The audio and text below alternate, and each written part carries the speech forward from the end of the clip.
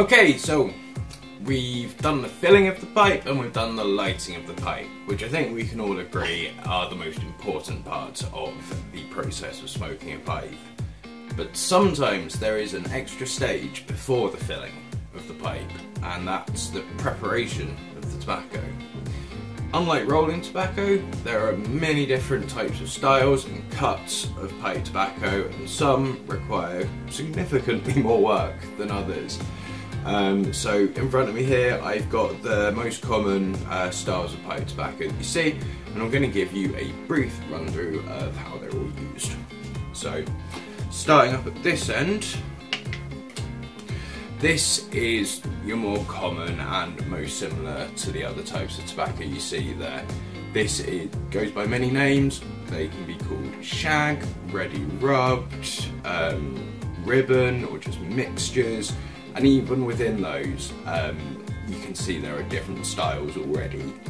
This is a longer cut ribbon style, so your longest strands of tobacco, whereas this is a more short and stocky cut.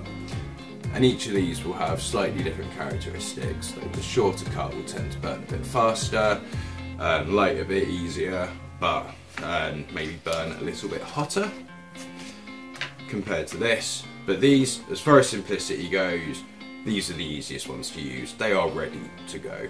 Other than occasionally needing to dry if they've got a higher moisture content, as far as the actual tobacco goes, that is ready to go straight onto filling and then lighting in your pipe. So next along we have medallions and flakes. So these, I've put these two together because they function in a very similar manner. Flake, you can see along there, try and lean in there for you, it's basically different layers of tobacco which have been sliced across to give you a piece of tobacco with the grain of various different types. The most common way of preparing these is to simply put it in your palm, and then either with a couple of fingers or with your other palm, just rub and pull. Basically, you rub it down in your palm. I'm going to make such a mess doing this, just to warn you. I've put like paper out here to try and make it look nice and clean, but I'm going to get tobacco everywhere. So if you're anything like me, it's worth doing this over your jar or your tin of tobacco. So as you can see there, hopefully that's started to break down. And basically, the thing I like about this type of tobacco is it gives you control of how you want it to burn. You could barely rub it and leave it as a fairly thick cut, and it will burn very, very cool and very, very slow, but it will probably take a few more relights and take longer to get lit in the first place.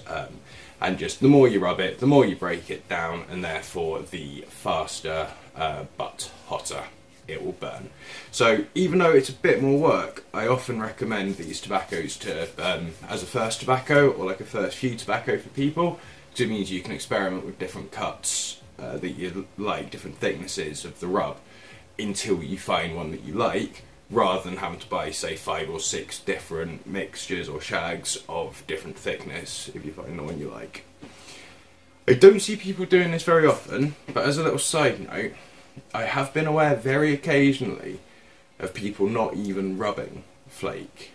Basically, you can simply fold it almost into a ball like this. It'll break down a little bit, but you're not really rubbing it, and then you can put that in your pipe and smoke it, and then just light it.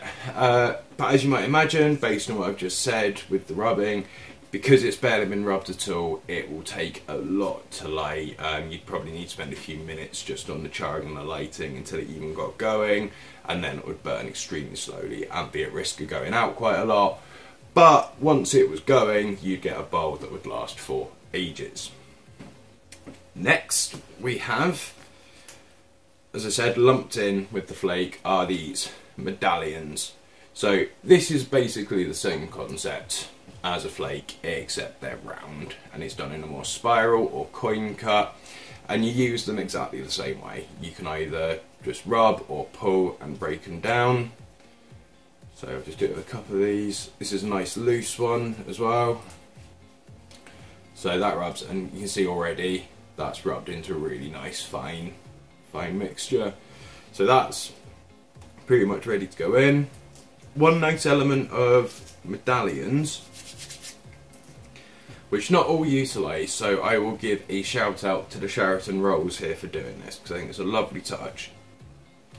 Hopefully you can see there, this is what's called a bullseye, where there is that slightly darker piece of tobacco in the middle. In the Sheraton Rolls case, that is a little piece of black Cavendish, and it's one of the only instances in this type of tobacco where you can actually identify exactly where a certain tobacco type is. So you could, in theory, pop that out and leave that as is. Keep that to the side, and then once you've broken down your roll, you could fill your pipe, and then you could just sprinkle that on top, or you could leave it as a little sort of lid on top, so you get that nice little taste of black Cavendish first. So that is just a nice little extra that you can do with the medallions. Okay. So, finally, we get on to some more complicated stuff, and in some cases some of the very intense stuff as well. This is plug tobacco, and this is twist or rope tobacco. So plug, simply put, is the step before flake. It is just a brick of tobacco, and you can see along there that is these are different tobaccos, but that is the same type of grain that was on there, is across there. I have pre-sliced some of this just because it's very, very solid, and I didn't think it would make very exciting watching for you guys. Just watching me with my tongue sticking out the corner of my mouth, trying to take bits off this and not slice my finger off. So, Blue Peter style, I've prepared some earlier. So you can see there, I've just slicing, that's just from slicing off the back of the block there. I've just sliced myself off a few, and from there,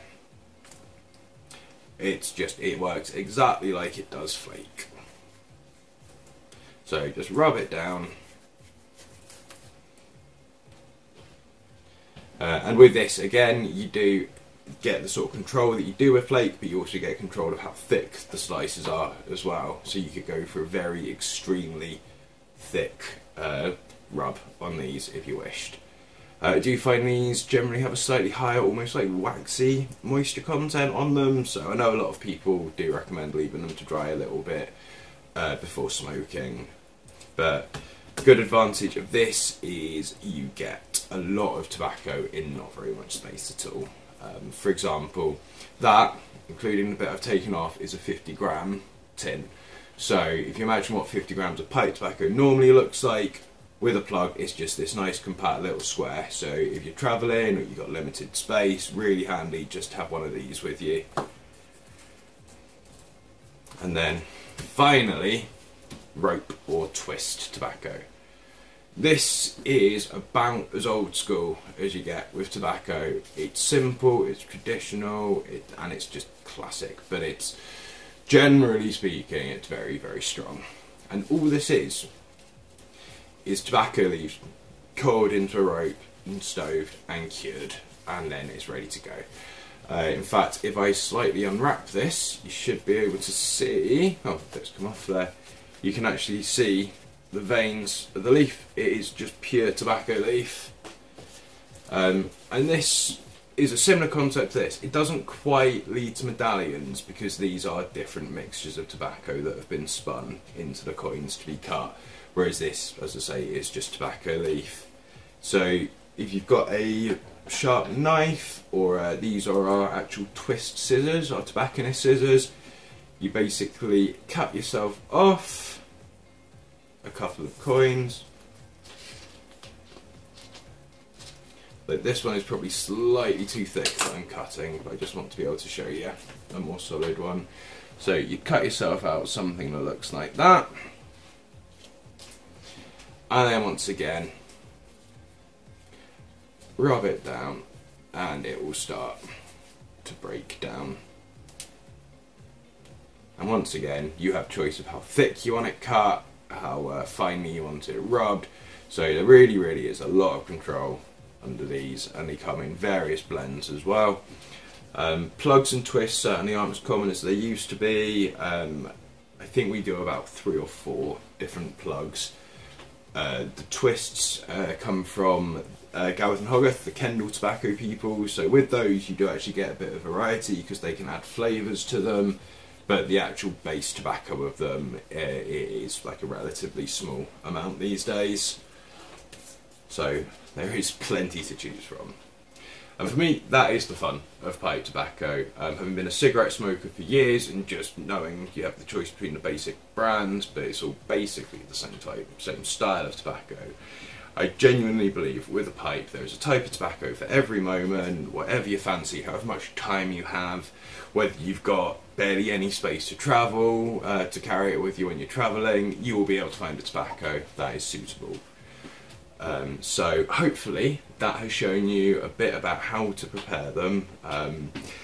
So I really recommend experimenting, and I'm going to leave that there for now. I wish I could think of better ways to end these. Oh well, you can edit something in, right?